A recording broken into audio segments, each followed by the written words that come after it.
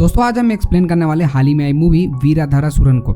आज की हमारी कहानी एक्शन थ्रिलर मूवी है जो आपको जरूर पसंद आएगी, इसलिए वीडियो को अभी लाइक कर दीजिए। तो चलिए कहानी की शुरुआत करते हैं। तो कहानी की शुरुआत होती है मदुराई के एक छोटे से गाँव से, जहाँ हम मिलते हैं पेरियन रवि और उसके बेटे कनन से। असल में रवि एक बहुत बड़ा गैंगस्टर था जो कि मदुराई में काफी फेमस था। पुलिस भी उसके पास जाने से घबराती है, इसी वजह से पूरे गांव पर उसी का कब्जा था और वो खुलेआम गुंडागर्दी करता था। एक रात मदुराई में एक बहुत बड़ा फेस्टिवल होता है जहां एक औरत अपनी बेटी के साथ कनन से मिलने के लिए आती है और वो उसे पूछती है कि मेरा पति कहाँ है। हालांकि कनन को इसके बारे में कुछ भी नहीं पता था। असल में एक टाइम में इस औरत का पति कनन के साथ काम किया करता था, पर कुछ समय पहले जब उसने कनन के खिलाफ आवाज उठाई तो उन लोगों ने उसे काम से निकाल दिया और यही वजह थी कि आज वो औरत वहां पर आई थी। आज उस औरत ने सुबह से अपने पति को नहीं देखा था, जिससे उसे लगने लगा था कि शायद कनन और उसके लोगों ने उसके पति को मार दिया है। अब यहाँ कनन को ये सब सुनकर गुस्सा आ जाता है क्योंकि वो औरत उसके घर के सामने तमाशा कर रही थी। इसी वजह से वो थप्पड़ मारकर उसे वहां से भगा देता है।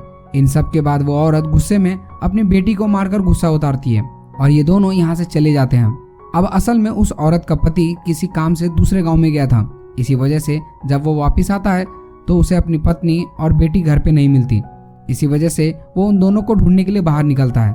यहाँ आसपास के लोग उसे बताते हैं कि उसकी बीवी कनन के पास गई थी। ये सब सुनकर वो आदमी काफी डर जाता है और तुरंत पुलिस स्टेशन चला जाता है। अब यहाँ पुलिस स्टेशन में कोई भी उसकी बात नहीं सुन रहा था क्योंकि उसकी कंप्लेन रवि के बेटे कनन के खिलाफ थी और क्योंकि उससे सभी डरते थे, इसी वजह से कोई भी उसके मैटर में पड़ना नहीं चाहता था। फिर जब वो आदमी वापिस जा रहा होता है तभी उसकी मुलाकात रिसेंट बने नए IAS अरुणागिरी से होती है, जो इस केस को लेने के लिए मान जाता है। यहाँ आज उस आदमी से ज्यादा अरुणागिरी खुश था क्योंकि आज उसे एक पुराना हिसाब बराबर करने का मौका मिल गया था। असल में कुछ समय पहले अरुणागिरी इसी एरिया का DSP था, लेकिन रवि और कनन की वजह से उसे उसकी पोस्ट से निकाल दिया गया था और यही वजह थी कि आज वो IAS बनकर उनसे बदला लेना चाहता है और ये उसके लिए एक बेहतरीन मौका था अपने बदले को अंजाम देने के लिए। इसी वजह से वो कनन के खिलाफ केस फाइल कर देता है। अब जब ये सारी बात रवि को पता चलती है तो वो घबरा जाता है क्योंकि उसे पता था कि अब अरुणागिरी को रोकना एक मुश्किल काम है। इसी वजह से वो तुरंत अपने बेटे को कॉल करता है और उसे आज रात के लिए कहीं छुप जाने के लिए कहता है, क्योंकि अगर अरुणागिरी ने उसे पकड़ लिया तो वो उसे आज रात ही एनकाउंटर कर देगा, जिससे उसे कोई बचा नहीं सकता।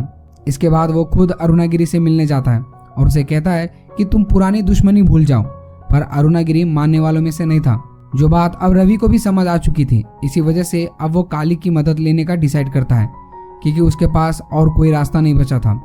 रवि जानता था कि अब सिर्फ काली ही उन्हें बचा सकता है। इसके बाद हम यहाँ इंट्रोड्यूस होते हैं हमारी कहानी के मेन कैरेक्टर काली से, जो कि एक जनरल स्टोर में काम कर रहा था। काली यहाँ अपनी बीवी कलाईवानी और अपनी बेटी के साथ रहता है।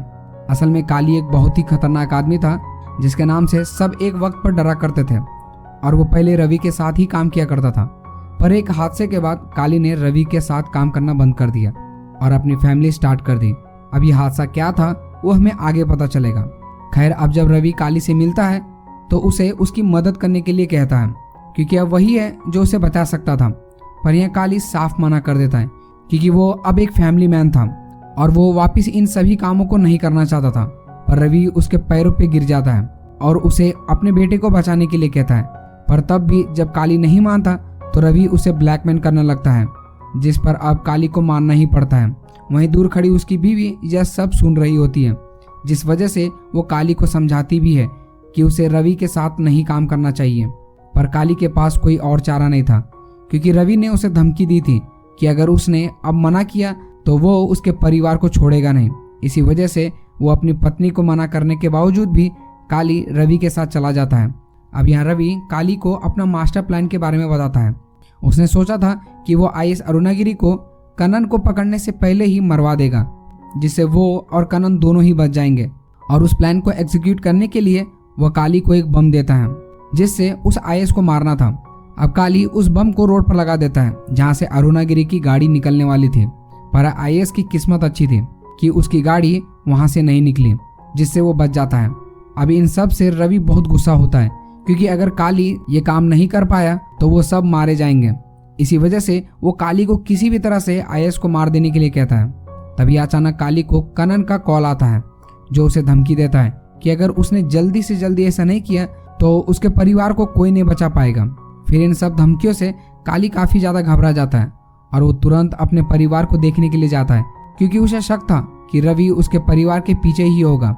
वहीं यहाँ आज रात मदुरई में एक फेस्टिवल चल रहा था, इसी वजह से सभी लोग मंदिर जा रहे थे, जहाँ काली देखता है कि उसकी बीवी और बेटी के पीछे रवि के लोग चल रहे थे, जिन्हें देखकर वो ये बात समझ गया था कि बिना रवि के बात माने वो अपना परिवार को बचा नहीं सकता। इसी वजह से अब वो आईएस को मारने के लिए जाता है। यहाँ वो देखता है कि आईएस के घर के बाहर बहुत टाइट सिक्योरिटी है और अंदर जाना लगभग नामुमकिन है। इसी वजह से वो आईएस की बाहर से आते हुए कार के सामने स्टाइल से खड़ा हो जाता है, जहाँ आईएस काली को देख लेता है तो उसके होश उड़ जाते हैं, क्योंकि काली एक समय पर बहुत ही खतरनाक इंसान था। इसी वजह से वो उससे बात करने के लिए आता है। यहाँ काली उसे बताता है कि रवि ने उसे काम दिया है, पर वो उस काम को करना नहीं चाहता है। हालांकि यहाँ काली डायरेक्टली एसपी को कुछ नहीं बताता। आगे वो उसे कहता है कि तुम जो कर रहे हो उसे बंद कर दो और मुझे मजबूर मत करो। पर यहाँ अरुणागिरी उसकी बात नहीं मानता और उसे कहता है कि कल सुबह तक वो किसी भी तरह से रवि और कनन को मार देगा। इस वजह से उसे परेशान होने की जरूरत नहीं है। अब यहाँ काली ने ऐसा इसलिए किया था क्योंकि आईएस को मारने के बाद उसका बचना मुश्किल था और ये बात वो अच्छी तरह से जान चुका था। हालांकि रवि ने उसे ये बात कही थी कि अगर वो आज रात आईएस को मार देगा तो कल सुबह उसके बदले में एक दूसरा आदमी सरेंडर करने के लिए भेज दिया जाएगा, जिससे काली के ऊपर कोई भी आंच नहीं आएगी। असल में काली का एक दोस्त दिलीप ने पुलिस से बदतमीजी की थी, जिस वजह से उसका एनकाउंटर कर दिया गया था और ये भी एक वजह थी कि जिसके चलते काली उस आईएस को मारना चाहता था, क्योंकि वो जानता था कि पुलिस वाले कितने खतरनाक होते हैं। अब यहाँ से सीन फ्लैशबैक में जाता है और हम देखते हैं कि काली की शादी हो रही होती है। ये वो समय था जब काली रवि के लिए काम किया करता था। उसी रात उसके दोस्त दिलीप को बदतमीजी करने के लिए पुलिस ने अरेस्ट कर लिया था और फिर गुस्से में एक पुलिस वाले ने उसका एनकाउंटर भी कर दिया। अब ये एक बड़ा क्राइम था, क्योंकि कस्टडी में लेने के बाद पुलिस इस तरह से किसी को भी एनकाउंटर नहीं कर सकता है, वो भी सिर्फ बदतमीजी के जुर्म में। जिस वजह से जब रवि और कनन को ये बात पता चली तो वो काली को ये बात नहीं बताते हैं, बल्कि इस इंसिडेंट के चलते वो पुलिस वाले को ही ब्लेम करना शुरू कर देते हैं, जिससे पुलिस घबरा जाती है और फिर रवि और कनन इस बात का फायदा उठाकर पुलिस वालों से अपना काम निकलवाते हैं। यहाँ रवि जानता था कि अगर उन्होंने काली को इस बारे में बता दिया तो वो किसी को नहीं छोड़ेगा। वहीं जिस इंस्पेक्टर ने दिलीप को मारा था उसके फादर इन लॉ गाँव के एक बड़े आदमी थे। इसी वजह से वो डीएसपी अरुणागिरी को दिलीप का केस फौरन बंद करने के लिए कहता है, क्योंकि वो अपनी इज्जत के साथ खिलवाड़ होते हुए देखना नहीं चाहता। वहीं दूसरी तरफ काली को अपने दोस्त दिलीप की मौत का पता अपने शादी वाले दिन ही चलता है, जिस वजह से वो तुरंत उस इंस्पेक्टर के घर पर बम फेंक देता है और उसे कहता है कि वो सरेंडर करने के लिए पुलिस स्टेशन आ रहा है। अब जब ये बात उस इंस्पेक्टर के फादर इन लॉ को पता चली तो वो बहुत गुस्सा हो जाता है, क्योंकि इस तरह से कोई भी उसके दामाद पर हमला नहीं कर सकता था। इसलिए वो भी काली को मारने के लिए थाने आ जाता है और यहाँ पर काली ने तो जानकर ये सब किया था। इसी वजह से वो भी थोड़ी देर में बड़े वेपन्स और गन के साथ पुलिस स्टेशन में एंटर करता है और एक एक करके सभी को मारता है। फिर यहाँ जब वो डीएसपी अरुणागिरी को मारने ही वाला होता है तो अरुणागिरी उसे बताता है ये सब कुछ उसके दोस्त रवि और कनन सब कुछ पहले से जानते थे, पर उन्होंने जानबूझकर तुम्हें नहीं बताया क्योंकि उन्हें इससे फायदा हो रहा था। पर जब उस इंस्पेक्टर के फादर इन लॉ उनके काम के बीच में आने लगे तो उन लोगों ने ये प्लान बनाया। वो जानते थे कि दिलीप की मौत का बदला तुम जरूर लोगे, इसी वजह से उन्होंने इस इंस्पेक्टर और उसके फादर इन लॉ को तुमसे मरवाने की कोशिश की और तुम उनके जाल में फंस भी गए। अब ये सब सुनकर काली बिल्कुल टूट जाता है, क्योंकि वो रवि और कनन पर बहुत ज़्यादा भरोसा करता था और उसे विश्वास नहीं हो रहा था कि उन लोगों ने उसे इतना बड़ा धोखा दिया।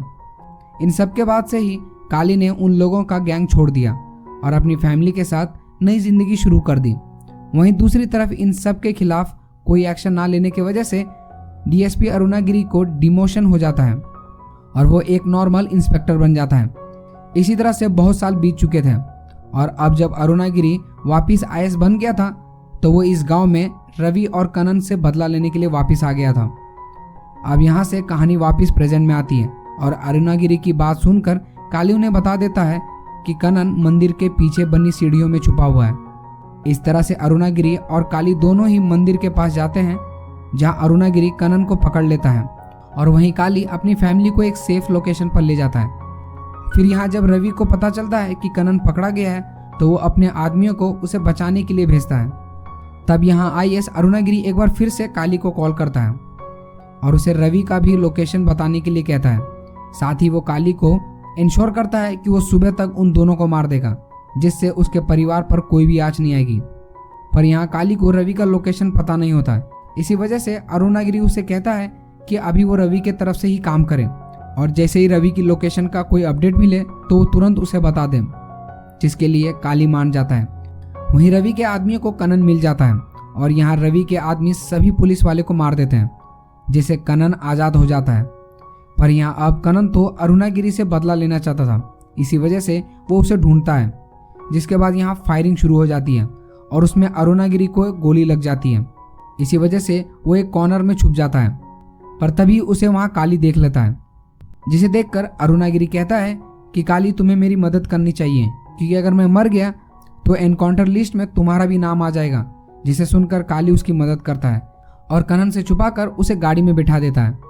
हालांकि कनन अरुणागिरी को देख लेता है और उसके कार के टायर में फायर कर देता है, पर वो यहाँ अरुणागिरी को मारता नहीं, क्योंकि वो जानता था कि अगर उसने ऐसा किया तो उसका नाम भी एनकाउंटर लिस्ट में आ जाएगा। जिस वजह से वह आईएएस अरुणागिरी से कहता है कि आज मैं तुझे नहीं मारूंगा, पर तू आगे बच भी नहीं पाएगा। तभी अचानक कनन को एक बात क्लिक करती है और वो सोचता है कि आखिर मेरी लोकेशन अरुणागिरी को कैसे पता चली। इसी वजह से वो अपने पिता रवि को कॉल करता है और उनसे पूछता है कि आखिर मेरी लोकेशन के बारे में किसको किसको पता था, जिस पर वो काली और अपने 2 आदमियों का नाम बताता है। अब यहाँ से तो सभी लोग घर जा चुके थे, पर फिर भी कनन सभी के यहाँ जाकर उन्हें मार देता है, जिससे उन्हें समझ आ चुका था कि ज़रूर ये सब काली ने ही किया होगा। इसी वजह से अब वो उसे मारने के लिए आते हैं। तभी यहाँ काली कनन से कहता है कि अभी अभी तेरी ज़िंदगी बची है, इसी वजह से अगर तू अपनी ज़िंदगी से थोड़ा भी प्यार करता है तो यहाँ से चला जा। पर यहाँ कनन बहुत गुस्से में था और वो अपने आदमियों के साथ काली पर अटैक करने लगता है। तभी यहाँ काली को गुस्सा आ जाता है और वो कनन और उसके सभी गुंडों को जान से मार डालता है। जिसके बाद वो कनन की कार लेकर अपने घर जाता है। वहीं यहाँ रवि और उसके परिवार बचने के लिए पहले से ही काली के घर आए हुए थे। फिर जब रवि कनन की कार को देखता है तो वो काली से पूछता है कि आखिर उसे वो कहाँ मिला और कनन कहाँ पर है। इस पर उसे काली कार में जाकर देखने के लिए कहता है और जब रवि कार में देखता है तो उसे वहाँ पर आईएएस अरुणागिरी दिखता है, जो कि जख्मी था। यहाँ अरुणागिरी कहता है कि कनन मर चुका है और उसका कातिल कोई और नहीं बल्कि तुम्हारा ही काली है। यह सब कहने के बाद वो रवि से यह भी कहता है कि तुम जो चाहो काली के साथ करो, बस मुझे जाने दो, जिसके लिए मैं तुम्हारे ऊपर कोई भी केस नहीं करूँगा। यहाँ एक तरह से अपनी जान बचाने के लिए अरुणागिरी गेम खेल रहा था। हालांकि अब अपने बेटे की मौत की खबर सुनकर रवि पागल सा हो गया था और वो तुरंत गन निकालता है और अरुणागिरी को वहीं मार देता है। इसके बाद अब वो अपने लोगों को काली को भी मार देने के लिए कहता है। तब वो लोग काली को बहुत टॉर्चर करते हैं और उसे बहुत बुरी तरह से मारते हैं। इन सब पर काली कहता है कि तुम्हें मेरे साथ जो करना है वो करो, बस मेरे परिवार को जाने दो।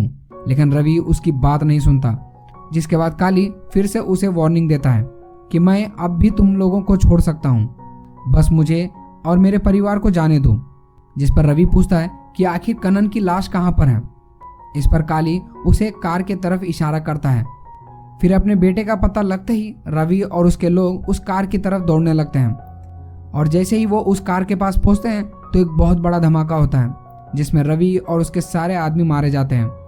इन सब के बाद अब काली जानता था कि उसका भी इस गांव में रहना पॉसिबल नहीं है। इसी वजह से वो अपने परिवार को लेकर बस में बैठकर वहां से जाने लगता है। तभी बस में उसे वही औरत दिखती है जिसे हमने मूवी की शुरुआत में देखा था और वो अपने पति को ढूंढ रही थी। असल में कनन के घर से आते वक्त उस औरत की तबीयत खराब हो गई थी, जिसके चलते काली और उसकी बीवी ने उसे हॉस्पिटल पहुंचाया था और उसकी देखभाल भी की थी। इसका मतलब था कि काली को शुरुआत से ही पता था कि वो औरत कौन है और कहां पर है, पर फिर भी उसने किसी को इसके बारे में नहीं बताया, क्योंकि एट द एंड वो भी अपने दोस्त दिलीप की मौत का बदला लेना चाहता था। वो जानता था कि आईएएस भी कुछ माइंड गेम जरूर खेलेगा, जिसके चलते उसने लाइन से सबसे बदला ले लिया था। इसी बेहतरीन ट्विस्ट के साथ ये मूवी यहीं ख़त्म होती है। दोस्तों, आपको ये मूवी कैसी लगी हमें कमेंट बॉक्स में ज़रूर बताएं। अगर वीडियो की एक्सप्लेनेशन आपको अच्छी लगी तो प्लीज़ वीडियो को लाइक और चैनल को सब्सक्राइब करना ना भूलें। तब तक के लिए मिलता हूँ आपको अगली वीडियो में।